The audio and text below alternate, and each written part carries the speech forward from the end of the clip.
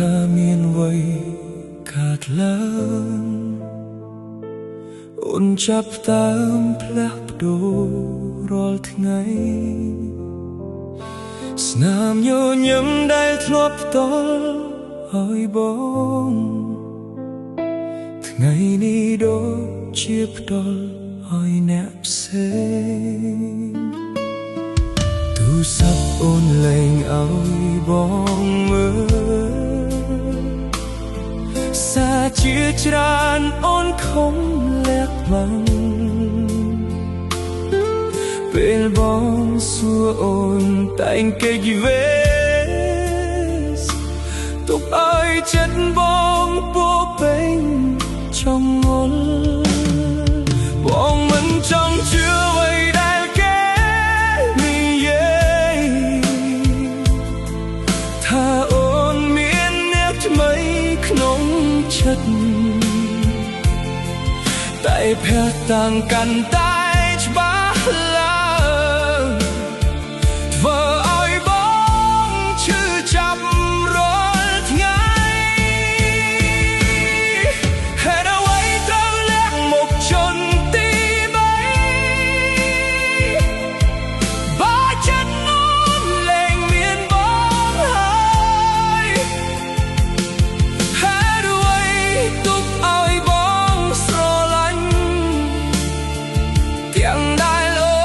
នកំពុងមានអ្នកថ្មីលាក់មុខជន់ទីបីបានតែភ្នែកតែលាក់ការពិតពីចិត្តមិនបានបើអូនចង់ទៅសូមប្រាប់ត្រង់កុំទុកឲ្យបងឈឺចាប់តែអ្នកឯងរូបថតយើងនៅតែដដែលតែអារម្មណ៍អូនលែងដូចមុនពាក្យថាស្រឡាញ់ដែលអូននិយាយថ្ងៃនេះដូចគ្មានន័យអ្វីសោះបងគៀយើងកែប្រែខ្លួនឯង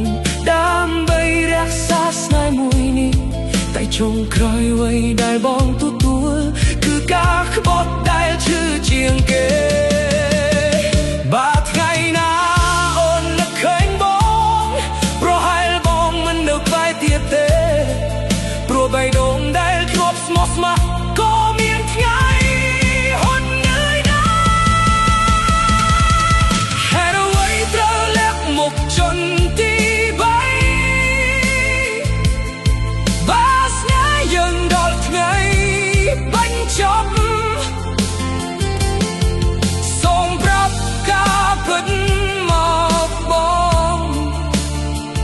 កុំឲ្យបងរស់ក្នុងការសង្ស័យ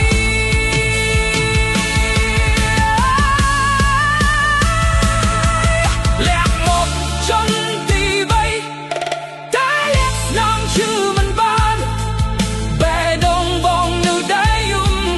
ក្រោមស្នាមស្នេហ៍ដែលបែកបាក់